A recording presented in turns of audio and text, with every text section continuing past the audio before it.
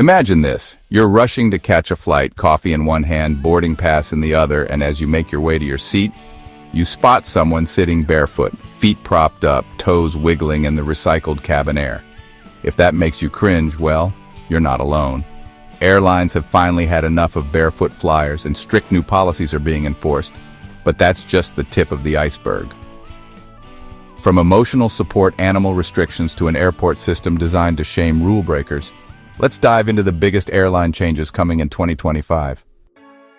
If you're someone who likes to kick off your shoes the moment you settle into your seat, you might want to rethink that habit.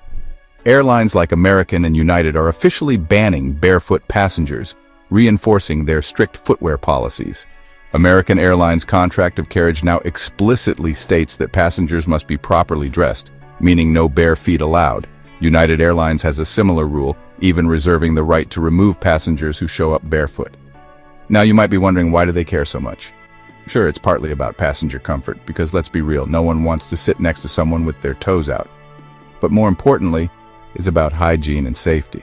Think about it. Airplanes don't get deep cleaned between every flight. That carpet, it's seen everything from spilled drinks to who knows what from the bathroom floors. And let's not even talk about the lavatories. Walking barefoot on a plane is practically begging for foot fungus or worse. And if that's not enough to convince you, consider this. In an emergency, bare feet are a liability. You risk stepping on shattered glass, sharp debris, or scorching hot tarmac during an evacuation. Socks might be a slight improvement, but they still won't protect you. So if you were planning to go shoeless, think again. Airlines are cracking down, and showing up barefoot could mean you're not getting on that flight. Emotional support animals, once a controversial loophole, are now facing tighter restrictions.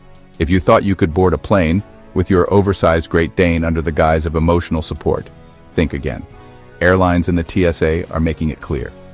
Only trained service animals that assist passengers with disabilities will be allowed in the cabin for free. Emotional support animals? They'll now have to travel as regular pets in airline-approved carriers under the seat. And yes, that comes with a pet fee. This crackdown isn't just about policy, it's about passenger safety. Untrained animals have caused chaos mid-flight, from biting incidents to disruptive behavior. A recent viral case involved a man bringing his massive Great Dane on board, sparking a fierce debate. One passenger summed it up perfectly.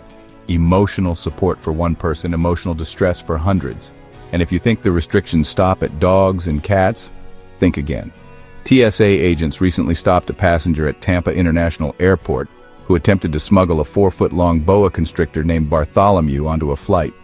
Thankfully, the danger noodle never made it past security, but this is exactly why stricter rules are necessary. Have you ever hovered around the gate hoping to sneak onto the plane early? Well, airlines have finally had enough of what they call gate lice. Passengers who crowd the boarding area trying to board before their group is called.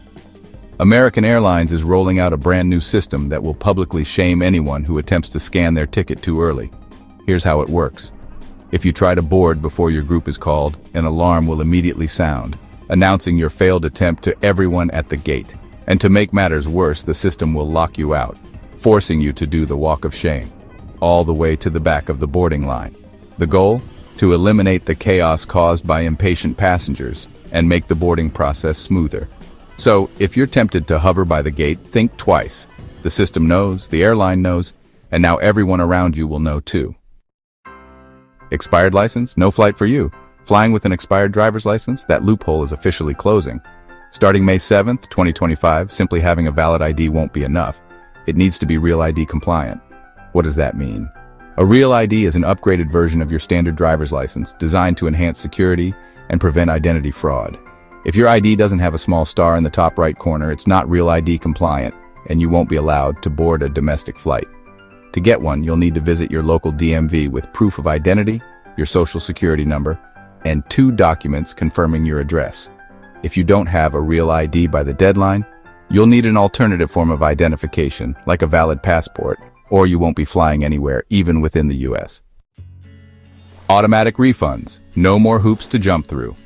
Good news for travelers, airlines can no longer make you jump through hoops to get your money back for canceled or significantly delayed flights. Thanks to a new regulation from the U.S. Department of Transportation, refunds must now be processed automatically. No more filling out tedious forms or fighting with customer service.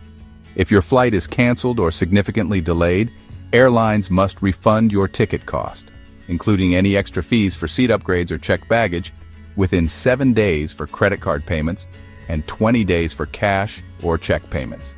This is a massive win for passengers, putting an end to airlines offering vouchers instead of actual refunds.